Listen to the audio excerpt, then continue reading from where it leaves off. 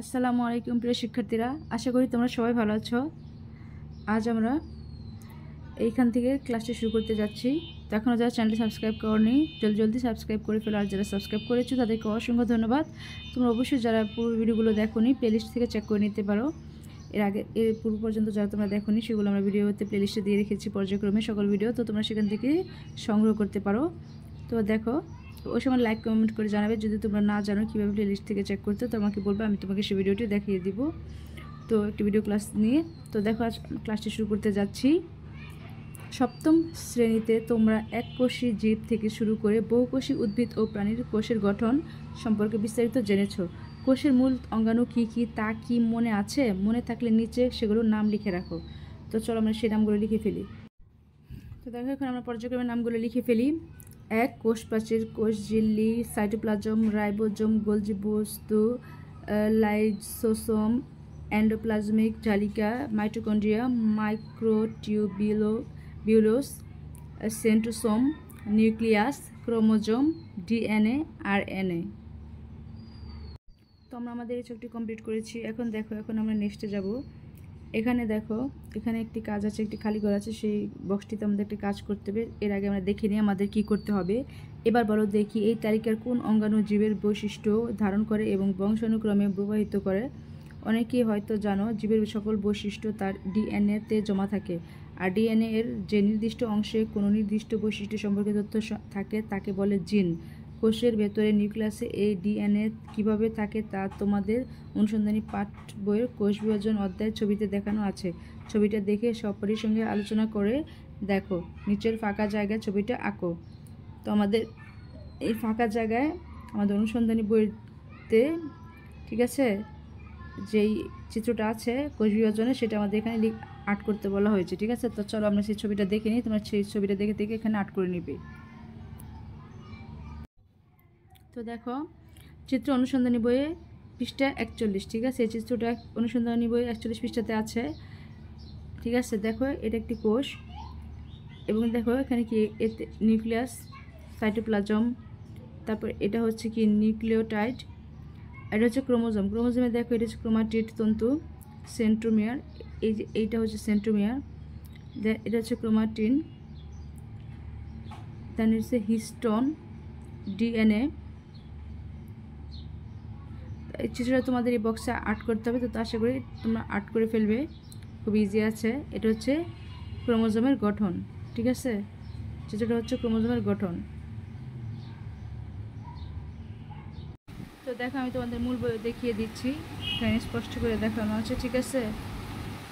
তো আমরা এই চিত্রটা ক্রোমোজোমের গঠনটা আমরা এঁকে ফেলবো, ঠিক আছে।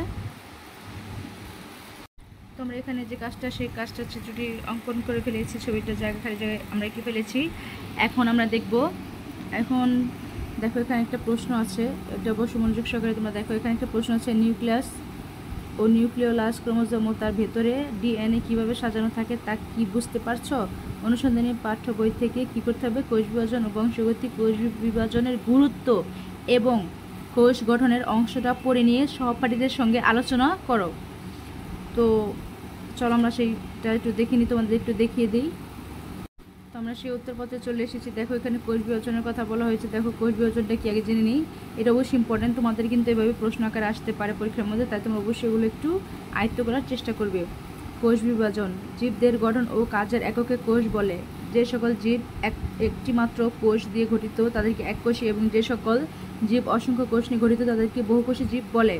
প্রতিটি জীব কোষ বিভাজনের মাধ্যমে তাদের বংশগতি বৃদ্ধি ও কোষের সংখ্যা বৃদ্ধি করে থাকে। কোষ বিভাজন হলো একটি জৈবিক প্রক্রিয়া যার মাধ্যমে একটি কোষ দুটি বা ততোধিক কোষে বিভক্ত হয়। সুতরাং যে শারীরবৃত্তীয় প্রক্রিয়া একটি থেকে একাধিক কোষ তৈরি হয় তাকে কোষ বিভাজন বলে। কোষ বিভাজনের মাধ্যমে জীবের বৃদ্ধি, বিকাশ, ক্ষয়পূরণ এবং প্রজনন ঘটে।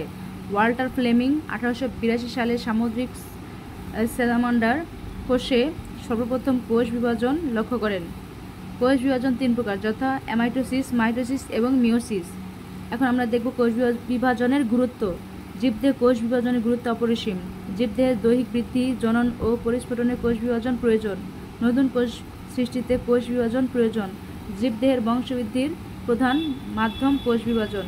কোষের গঠন, কোষ ঝিল্লি দিয়ে আবৃত কোষের মূল দুটি উপাদান হচ্ছে সাইটোপ্লাজম ও নিউক্লিয়াস। কোষের কেন্দ্রে ঘন অস্বচ্ছ অঙ্গনাটি হচ্ছে নিউক্লিয়াস এবং নিউক্লিয়াসের বাইরে অবস্থিত, এবং কোষ ঝিল্লি দিয়ে আবৃত বাকি অংশটিকে বলে কি? সাইটোপ্লাজম। নিউক্লিয়াসটি নিউক্লিয়ার ঝিল্লি দিয়ে আবৃত থাকে এবং তার ভেতরে রয়েছে জীবের বংশগতি পদার্থ ডিএনএ দিয়ে তৈরি ক্রোমোজোম। সাধারণ অবস্থায় দীর্ঘ ক্রোমোজোম হিস্টোন নামে প্রোটিন কোণার উপর পেঁচিয়ে ক্রোমাটিন হিসেবে উন্মুক্ত জালিকার মতো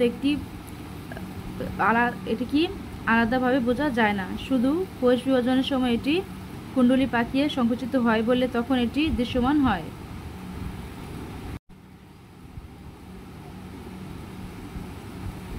এছাড়া উদ্ভিদ ও প্রাণী কোষে রাইবোজোম, গোলজি বস্তু, লাইসোসোম, এন্ডোপ্লাজমিক জালিকা, মাইটোকন্ড্রিয়া, মাইটোকন্ড্রিবিউলোস, সেন্ট্রোসোম, আরএনএ ইত্যাদি থাকে এবং উদ্ভিদ কোষে শুধু কোষপ্রাচীর থাকে।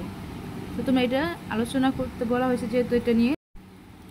তো আমরা এই নিউক্লিয়াস ও নিউক্লিয়াস ক্রোমোজোমের যে ভেতরে সাজানো থাকে সেটা আমরা দেখেছি, এবং অনুসন্ধান বই থেকে আমাদের কোষ বিভাজনের গুরুত্ব আর কোষ বিভাজন ও বংশগতিটা কী এবং কোষের গঠন অংশটা পড়ে নিয়ে সহপাঠীদের সঙ্গে আলোচনা করতে বলা হয়েছে, যেহেতু আমরা সেটা সমাধানই করলাম। ঠিক আছে, দেখো আমরা এখান থেকে সেটা কমপ্লিট করে ফেলেছি। তোমরা যদি চাও এই যে এখান থেকে দেখে নিতে পারো, এটা তোমাদের মূল বইয়ে যারা খুঁজতে চাও সেটা দেখতে পারো। এখানে যা আছে অনুসন্ধানী পাঠ অধ্যায় 4 পৃষ্ঠা 40, ঠিক আছে, সেখান থেকে তোমরা পড়ে নিতে পারো। তো আশা করি তোমাদের উপকার এসেছে। তো আজ এ পর্যন্তই, সবাই ভালো থেকো, আল্লাহ হাফিজ।